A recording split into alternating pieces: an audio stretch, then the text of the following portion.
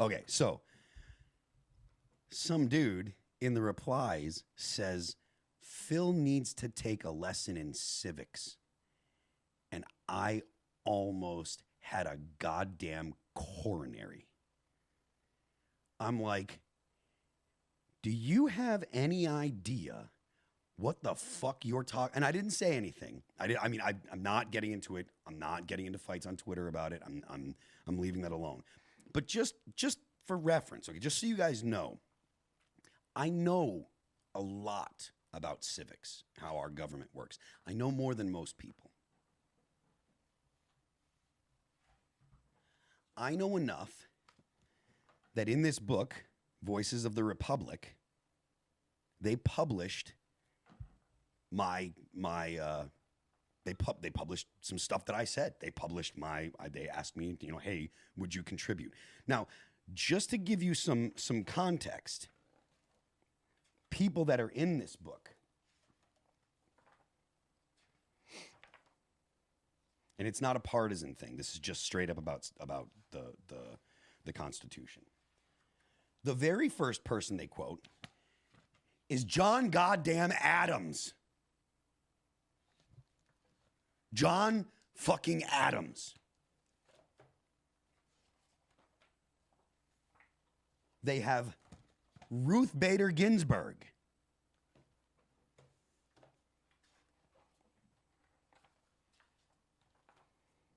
Oh, I didn't know Barnett's in here. That's cool. Justice Breyer, Stephen Breyer. He's an associate justice to the Supreme Court.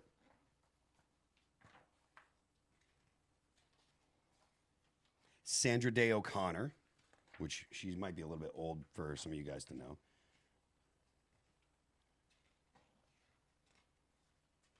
Where's some other big names that you might know? Neil Gorsuch, also known as Justice Gorsuch. He is on the Supreme Court currently. Alexander Hamilton. I mean, who's that fucking guy, right?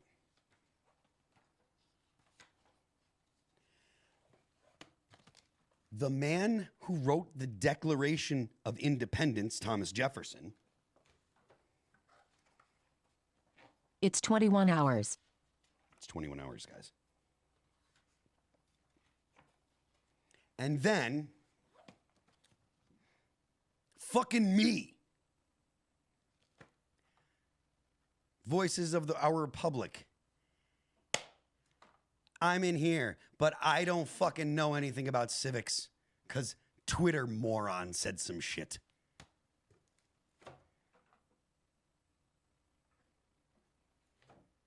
God damn it.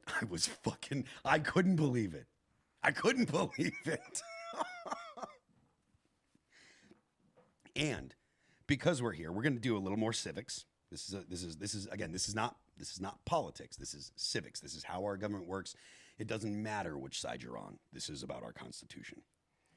And the argument that I was making, they asked me to talk about, was to the idea of if we have a living Constitution or not. And it's my estimation that we don't. And I'm going to read what I wrote, so you guys can hear my argument.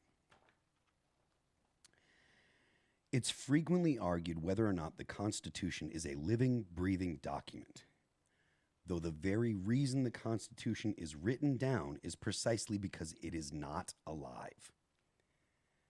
The founders had enough foresight not to design a Constitution that could be creatively reinterpreted and changed at a whim by our government. This is in direct contrast to the system of jurisprudence our young nation had just fought a war to escape. The powers granted to the government by our Constitution and the specific rights protected in the Bill of Rights are not transient. The founders' intent was for our government to be as small as possible while still possessing the authority and power to protect the rights of its citizens. If the Constitution were intended to be transient, with its meaning changing with the times and the opinion of each new government elected, there would be little point in having a written constitution at all. In fact, it would render our constitution all but useless. I would even go further with this line of argument. If the founding fathers had intended the Constitution to change with the whims of every new elected Congress, why would there be an amendment process in the document at all?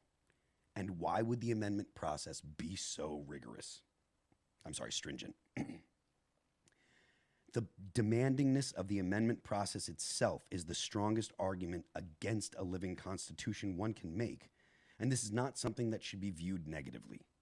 The Constitution protects us from the whims of imperfect human beings, and only because of that it protects the inalienable rights of all people.